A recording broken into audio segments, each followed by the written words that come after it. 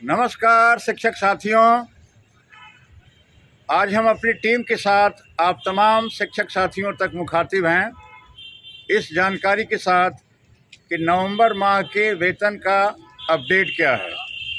आप सभी लोग जानते हैं कि बहुत लंबा वक्त गुजर चुका है।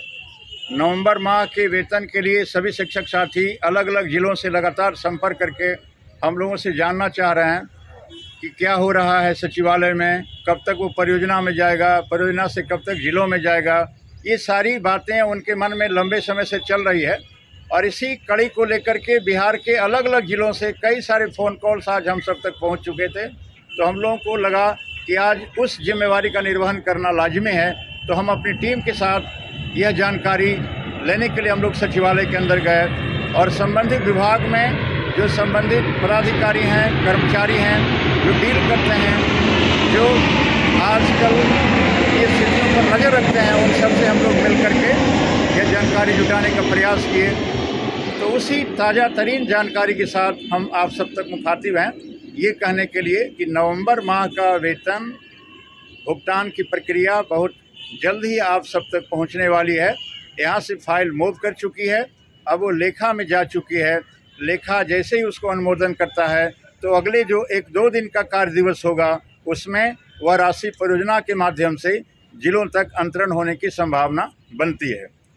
तो कुल मिलाकर के ये कहा जाए कि जो ब्रेक लग चुका था वो ब्रेक अब हट चुका है, अब वो गति पकड़ लिया है, फाइल मूव करने लगी है और 1 महीने का वेतन ही सिर्फ दिया जा रहा है एसएसए आच्छादित तमाम शिक्षकों का, जिसकी पूरी संख्या आज 3,04,620 है, जिसमें 2,64,620 पूर्व के बहाल शिक्षक हैं और जो नए 40,000 शिक्षक बहाल हुए उनकी कुल संख्या मिलाकर के 3,04,620 शिक्षकों का वेतन भुगतान किया जाना है। तो आप सब तक यह जानकारी हम साझा करना चाह रहे थे कि आप लोग इत्मीनान रहें और हम सबसे जो भी जानकारी बन पाती है, जो ऑथेंटिक जानकारी होती है, उस जानकारी को जुटाने का हम प्रयास करते हैं। कहाँ कौन क्या लिख रहा है उसके बारे में हम कोई प्रतिक्रिया न पहले कभी दे पाते थे और न आज देने की स्थिति में हैं। और यही हम कहना चाहेंगे कि आप सब लोग जो हम सबसे जुड़ाव रखते हैं, हम सबसे उम्मीदें करते हैं, भरोसा करते हैं, उसी भरोसे का प्रतीक मान करके हम अपने टीचर जंक्शन यूट्यूब चैनल के माध्यम से आप तक जानकारी साझा करने का प्रयास करते हैं। एक बात और, चूँकि हम लोगों को लगा कि विभाग से जो जानकारियाँ दी जा रही है वह जानकारी हमारे लिए पर्याप्त नहीं है, चूँकि अधिकांश जो शिक्षक साथी हैं वो वेतन के बारे में कहते हैं कि वेतन सर छोड़ दिए, वेतन का नाम ही मत लीजिए, वो तो आइए जाएगा, आज आ जाए या 10 दिन के बाद आ जाए। एरियर पर कोई जानकारी आप नहीं दे पा रहे हैं। क्या पता कि आप एरियर के बारे में कुछ बोलना नहीं चाह रहे हैं, सेंसर क्यों कर रहे हैं। तो हम लोग देखिए लगातार प्रयास कर रहे हैं कि एरियर मद की राशि को यहाँ से विमुक्त किया जाए। तो हम लोग इस सिलसिले में आज डायरेक्टर सर से मिलने गए। श्रीमान रवि प्रकाश सर से हमारी मुलाकात हुई और हमने उनसे यही सवाल किया कि सर जो पिछले बार यहाँ से राशि स्वीकृत की गई थी वो राशि जिलों को नहीं भेजी जा सकी है, उसका क्या वजह रहा है वो हम सब लोग जानते हैं और आप उससे ज़्यादा इस विषय को अच्छी तरह से जान रहे हैं। तो हम आपके असर से जानना चाहेंगे कि आखिर वो जो राशि रोक ली गई है उसका वजह क्या है। तो बोले कि वित्त विभाग जब तक अप्रूव नहीं करता है तो वित्त विभाग के अप्रूवल के बगैर कोई भी राशि अंतरित नहीं हो पाती है।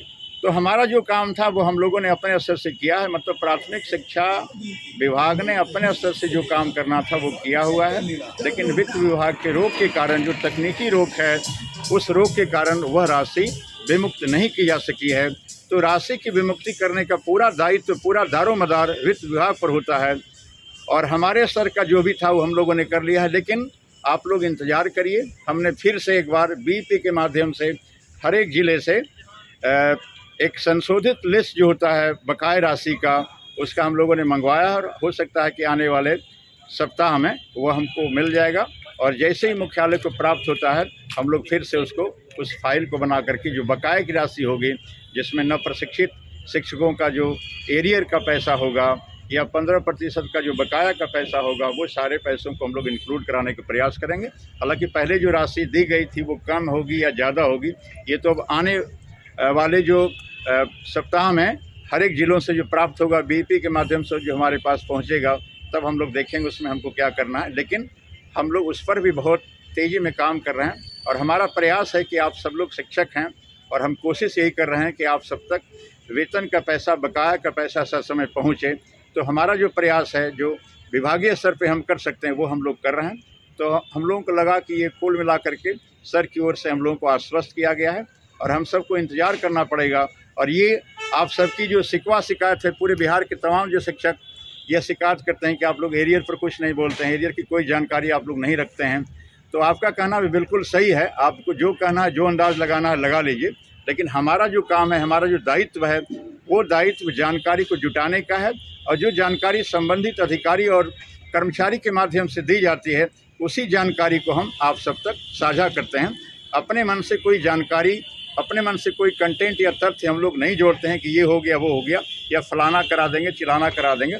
हमारा जो काम है, हमारा जो दायित्व है, उसी दायित्व का हम निर्वहन करने का प्रयास करते हैं।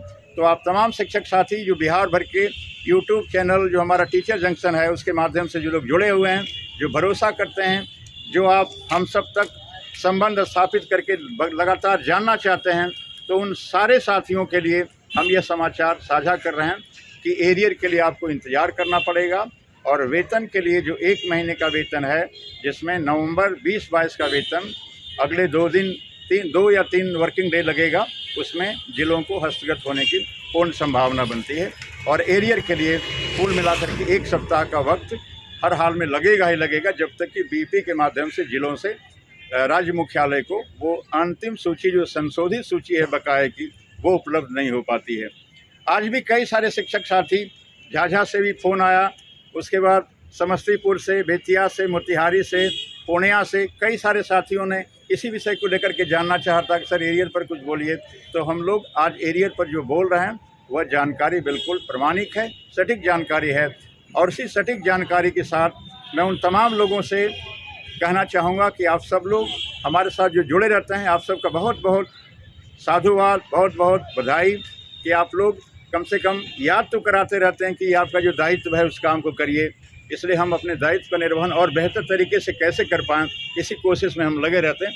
और उन सारे बिंदुओं को हम लोग छोड़ करके चलते हैं कि जिसमें कौन क्या शिकायत करेगा, कौन क्या बोलेगा। तो शिकवा शिकायत के लिए हमारे पास या हमारे टीम के पास कोई वक्त नहीं है। और हम अपने टीम के तमाम साथियों से गुजारिश भी करते हैं कि कोई प्रतिक्रिया में कोई कुछ बोल जाए, कोई विष वमन करे, कोई उल्टियाँ करे, तो आप उसकी परवाह मत कीजिए, आप अपना काम करते रहिए। आपका काम जो है नेक कार्य है और आपके साथ बहुत सारे लोग जुड़े हुए हैं, आपसे अपेक्षाएं रखते हैं। तो उन अपेक्षाओं की कसौटी पर खरा उतरना ही हमारा मूल मकसद है, भटकना नहीं है।